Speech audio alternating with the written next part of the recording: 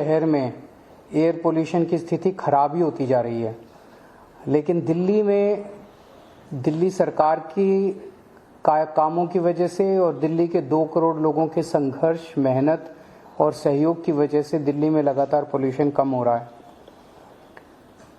अगर 2016 से 2022 के बीच में देखें तो 30% पोल्यूशन में कमी आई है, जो बहुत बड़ी बात है। इसी दौरान 2016 में जो सीवियर कैटेगरी के दिन होते थे 365 में से वो 26 दिन सीवियर कैटेगरी होता था कि बहुत ज़्यादा पोल्यूशन होता था, 400 से ज़्यादा होता था एयर क्वालिटी इंडेक्स। ये 2022 में घट के केवल 6 रह गया है, जो बहुत बड़ी बात है। और अगर इन दोनों सालों में देखें तो वेरी पुअर और सीवियर दोनों मिला के, वेरी पुअर और सीवियर 2016 में 124 दिन होते थे, जो कि घट के लगभग आधे रह गए, 2022 में 72 दिन रह गए।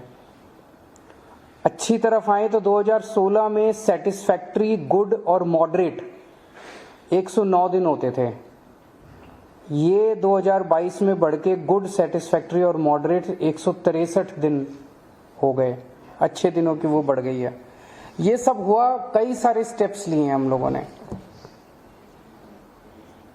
आप लोग देखते हैं कि जैसे सर्दियों में हम लोग विंटर एक्शन प्लान बनाते हैं, ऐसे ही पिछले साल से हमने गर्मियों में समर एक्शन प्लान बनाने चालू किए, क्योंकि जब से हमने real time source apportionment study शुरू की है, हमने ये रियलाइज किया है कि सर्दियों में पोल्यूशन के कारण अलग हैं और गर्मियों में पोल्यूशन के कारण अलग हैं।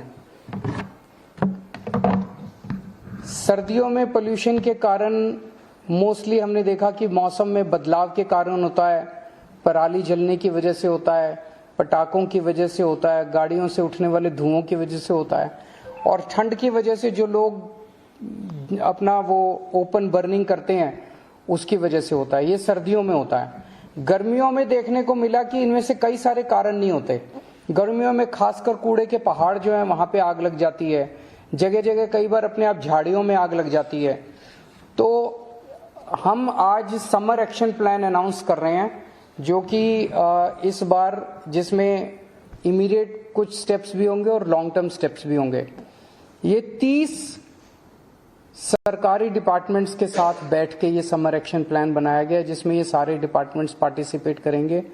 इसमें एनवायरमेंट डिपार्टमेंट है, डीपीसीसी है, डेवलपमेंट डिपार्टमेंट है, दिल्ली कैंटोन बोर्ड है, सीपीडब्ल्यूडी है, डीडीए है, दिल्ली ट्रैफिक पुलिस है, डीटीसी है, रेवेन्यू डिपार्टमेंट है, डीएसआईडीसी है, एजुकेशन है, DMRC, PWD, transport, NHAI, Delhi Jal board, MCD, NDMC, etcetera etcetera. ये सब डिपार्टमेंट्स ने मिलकर ये प्लान बनाया है। इसके 14 मुख्य पॉइंट्स हैं। पहला है कि डस्ट पोल्यूशन सबसे ज्यादा इस दौरान समर्स के अंदर देखा गया है, तो इसमें हमने लगभग 84 मैकेनिकल रोड स्वीपिंग मशीनें लगाई जा रही हैं, ताकि सड़कों की स्वीपिंग मशीनों से कराई जा सके, और 609 पानी के स्प्रिंकलर लगाए जा रहे हैं। इसके अलावा 185 मोबाइल एंटी स्मॉग गन भी लगाई जा रही हैं।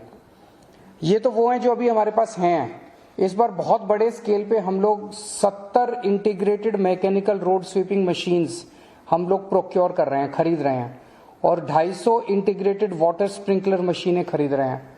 इससे पूरी दिल्ली की खासकर जितनी भी पीडब्ल्यूडी की सड़कें हैं वो सारी की सारी मैकेनिकल स्वीपिंग होनी चालू हो जाएगी। जितनी छोटी सड़कें हैं नगर निगम की, उसके ऊपर पानी का छिड़काव शुरू हो जाएगा। हफ्ते में 1 दिन 2 दिन पानी का छिड़काव हुआ करेगा। इससे मिट्टी जो है वो सेटल हो जाएगी, मिट्टी उड़ना बंद हो जाएगी। इसके अलावा पूरी दिल्ली में दोपहर के टाइम 225 और रात के टाइम 159 पेट्रोलिंग टीम्स लगाई जा रही हैं, जो देखेंगी कि कोई ऐसे सोर्सेस तो नहीं है जहां से मिट्टी उड़ रही है। मिट्टी उड़ने के उनको रोकने की कोशिश करेंगे।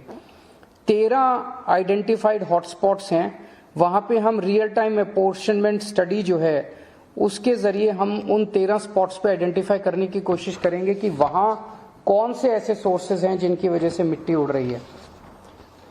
एक नया रूल बनाया गया कि 500 स्क्वायर मीटर से ज्यादा क्या जहां भी कंस्ट्रक्शन साइट्स हैं उनको अपने आप को रजिस्टर करना पड़ेगा, और उसके ऊपर हम क्लोज नजर रखेंगे कि वहां से तो मिट्टी नहीं उड़ रही। तो अभी तक 750 ऐसे साइट्स ने रजिस्टर करवाया है, और उनके ऊपर सरकार नजर रखे हुए है। इसके अलावा जितना ओपन बर्निंग है, खुले में कूड़ा जलाने की जो प्रथा है, इसको रोकने के लिए 220 पेट्रोलिंग टीम्स बनाई गई है और रात को 176 पेट्रोलिंग टीम्स बनाई गई है। और लैंडफिल पे फायर कंट्रोल करने के लिए एक एसओपी तैयार किया गया है, जिसको लागू करवाया जाएगा ताकि लैंडफिल के ऊपर आग ना लग सके। इंडस्ट्रियल पोल्यूशन, वो आप लोग जानते हैं कि जितनी भी इंडस्ट्रियल रजिस्टर्ड यूनिट्स है उसमें पीएनजी यूज हो रहा है, लेकिन इंडस्ट्रियल एरियाज के अंदर अवैध रूप से कचरा डंप किया जाता है। उसको रोकने के लिए डीपीसीसी और डीएसआईडीसी की 33 टीम्स बनाई गई हैं जो कि यहाँ पे इसको रोकने की कोशिश करेंगी।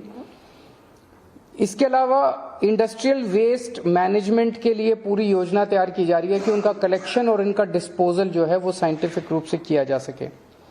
सॉलिड वेस्ट मैनेजमेंट, अब एमसीडी में भी आम आदमी पार्टी की सरकार है, एमसीडी के साथ मिलके दिल्ली के पूरे सॉलिड वेस्ट मैनेजमेंट को ठीक करने की प्रक्रिया तैयार की जा रही है।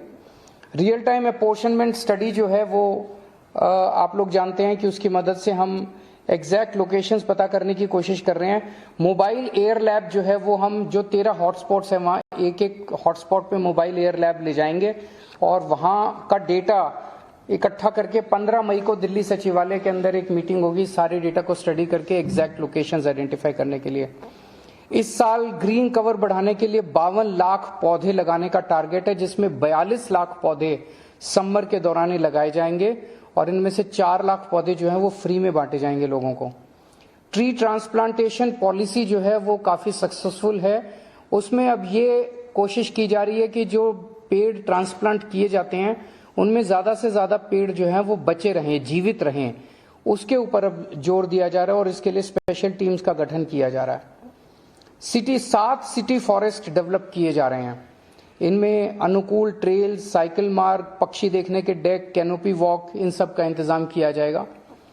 अर्बन फार्मिंग के लिए 400 अर्बन फार्मिंग की वर्कशॉप्स की जाएंगी और इसमें लोगों को फ्री प्रशिक्षण किट दिए जाएंगे। जैसा आप लोग जानते हैं कि जल बोर्ड के साथ मिलकर बहुत सारे बड़े लेवल पे दिल्ली को सिटी ऑफ लेक्स बनाने का, बहुत सारी झीलों का भी, आर्टिफिशियल लेक्स भी हैं, जो ऐसी लेक्स हैं जो डेड हो गई हैं उनको भी विकसित किया जा रहा है। पार्कों को विकास करने के लिए अब एनडीएमसी और एमसीडी दोनों के साथ मिलके मैंने उनको टारगेट तो दिया है कि कम से कम आधे एकड़ से ज्यादा के जितने पार्क हैं वो सारे पार्कों का विकास, ऐसे लगभग 3,500 पार्क हैं, उनका विकास कम से कम दिसंबर तक कंप्लीट कर लिया जाए और बाकी टोटल 16,000 पार्क एमसीडी के, वो हम कोशिश करेंगे अगले साल मार्च अप्रैल तक सारे डेवलप हो जाएं।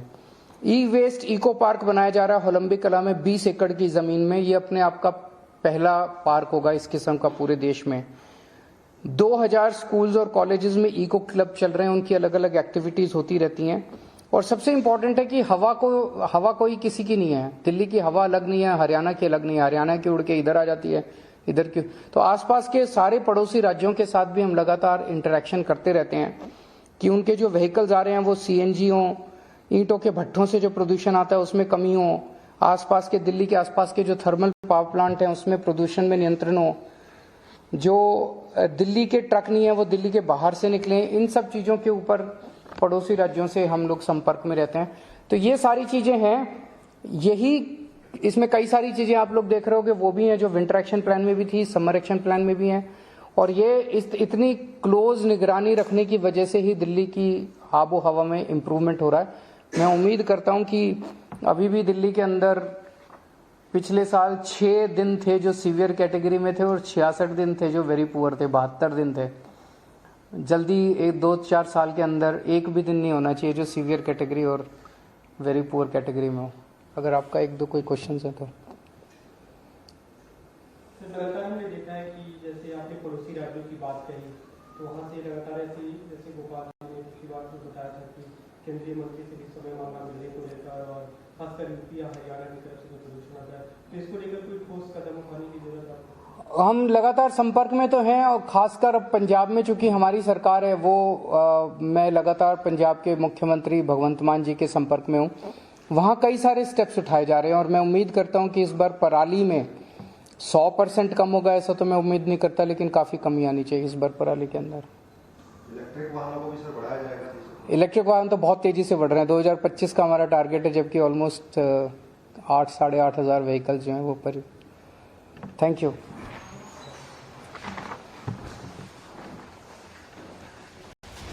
अरविंद केजरीवाल को आप सुन रहे थे, लेकिन सर जी बिल्कुल चुप हैं और कुछ नहीं बोल रहे हैं ऑपरेशन शीश महल पर।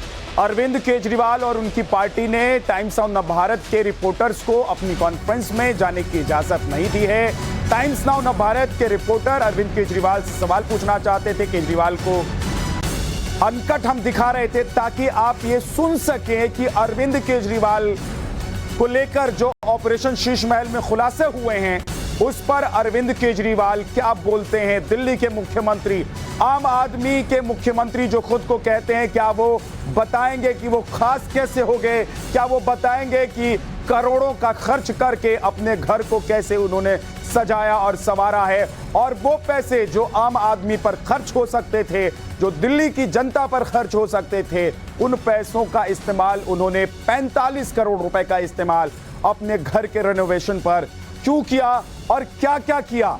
और जो हम लगातार आपको बता रहे हैं, देखिए हम लगातार पिछले एक हफ्ते से आपको बता रहे हैं, दिखा रहे हैं कि अरविंद केजरीवाल के घर के भीतर किस तरीके से 45 करोड़ रुपए का खर्च हुआ और रिनोवेशन पर यह खर्च किया गया। और उसमें भी ध्यान रखा गया कि 10 करोड़ रुपए से ज्यादा का खर्च एक बार में ना हो ताकि टेंडर ना देना पड़े।